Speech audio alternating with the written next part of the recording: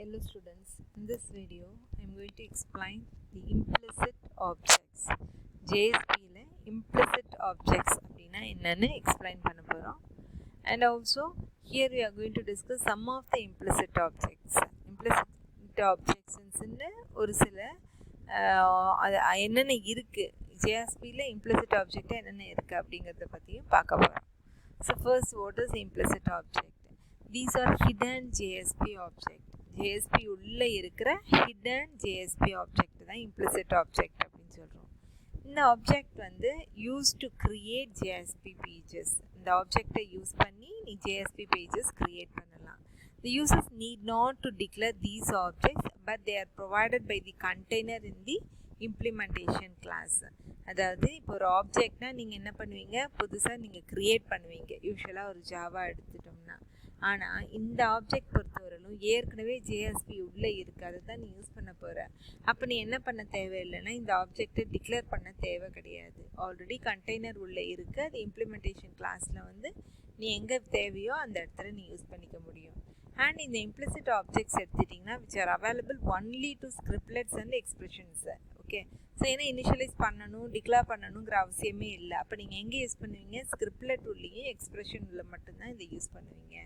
So ஜென்ரலாக implicit objects அப்படின்ட்டு ஒரு 8 பார்க்க போகிறோம். என்னென்னா ஃபர்ஸ்ட் ஒன் ரெக்வெஸ்ட் ஆப்ஜெக்ட். எப்போவுமே நம்ம என்ன சொல்லுவோம், ஒரு சர்வருக்கு the client should give request to server. Server என்ன பண்ணும், ரெஸ்பாண்ட் பண்ணும். அப்போ நீ ரெக்வெஸ்ட் கொடுக்கறதுக்கு என்னென்னலாம் ஆப்ஜெக்ட், அந்த ரெக்வெஸ்ட்டை ப்ராசஸ் பண்ணுற இல்லையா ஒரு ஆப்ஜெக்ட், அதுக்கு யூஸ் பண்ணுற ஆப்ஜெக்டை தான் நீ என்னன்னு சொல்லுவேன்னா ரெக்வெஸ்ட் ஆப்ஜெக்ட் சொல்லுவேன். So this object bosses the client request to JSP page for processing. So இந்த ஆப்ஜெக்ட் வழியாக நீ என்ன பண்ணுற, ஜேஎஸ்பி பேஜுக்கு ரெக்வெஸ்ட்டை அனுப்ப முடியுது. ஸோ இதுக்கு என்ன மெத்தட் யூஸ்வலாக யூஸ் பண்ணுவோம் அப்படின்னு பார்த்தீங்கன்னா ஜேஎஸ்பி சர்வீஸ் அப்படிங்கிற மெத்தட் யூஸ் பண்ணுறோம். ஸோ இந்த ஜேஎஸ்பி சர்வீஸ் உள்ள என்னென்ன மெத்தட்ஸ் இருக்குது அப்படின்னு சொல்லிட்டு பார்க்க போகிறோம். இதில் first one get request URL. So get request யூஆர்எல்னால் எந்த கிளைண்ட் கிட்டேருந்து ரெக்வெஸ்ட் போகுதோ எங்கேருந்து அந்த யூஆர்எல்லை கெட் பண்ணுறதுக்கு தான் கெட் ரெக்வெஸ்ட் யூஆர்எல் அப்படின்னு சொல்கிறோம். And then get character encoding. That means it returns character set. இந்த கிளைண்ட் சைடு நீ என்ன கேரக்டர் செட் யூஸ் பண்ணுறியோ அந்த கேரக்டர் ஸ்டேஜை அந்த பேஜ் வந்து என்கோட் பண்ணி உனக்கு செட் பண்ணும். அதை வந்து நீ செட் இது பண்ணுறதுக்கு இந்த கெட் கேரக்டர் என்கோடிங் யூஸ் பண்ணிக்கிறோம். அண்ட் தென் சர்வர் நேம் அப்படிங்கிறது நீ ரெக்வெஸ்ட் எந்த சர்வருக்கு கொடுக்குறியோ that returns the name of the computer on which the server is running. Server எந்த கம்ப்யூட்டரில் ரன் ஆகுதோ அந்த கம்ப்யூட்டரோட பேர் வந்து சர்வர் நேமில் வந்து வரும். தென் சர்வர் போர்ட்டும் அதே மாதிரி தான், எந்த போர்ட் வழியாக நீ கம்யூனிகேட் சர்வருக்கு பண்ணுறியோ அந்த போர்ட் நம்பரை கெட் பண்ணுறதுக்கு get server port. And then get remote host. So remote host அப்படிங்கிறது சர்வரோடது.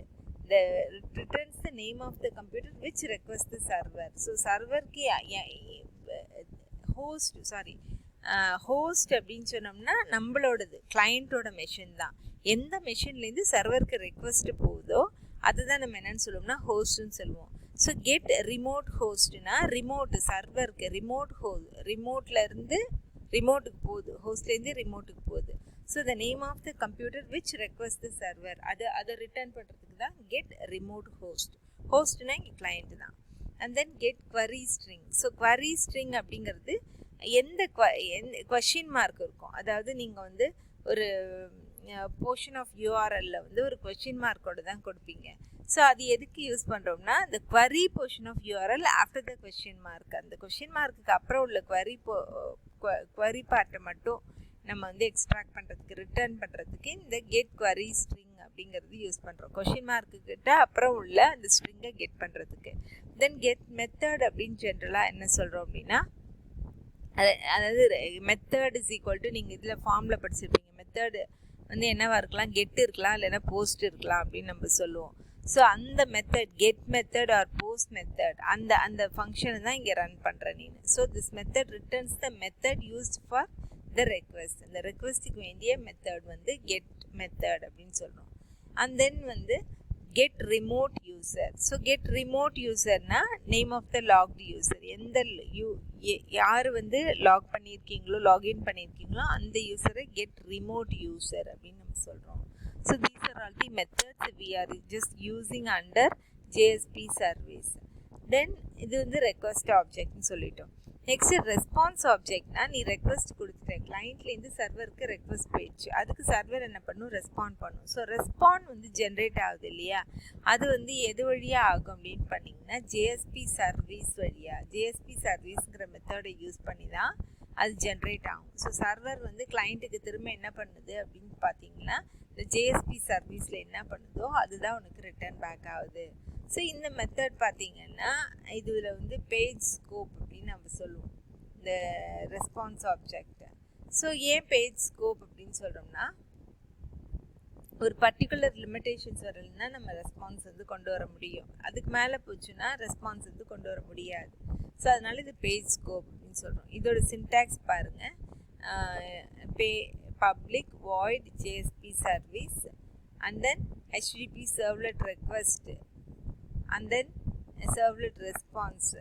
ஸோ அதுக்கு வந்து ரெக்வஸ்ட்னு பேர் வச்சுக்கிறோம், இங்கே வந்து ரெஸ்பான்ஸ்னு பேர் வச்சுருக்கோம். அதுக்கு மேலே ஏதாவது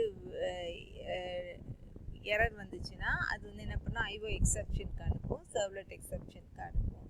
இது வந்து general format for response or general format for response object.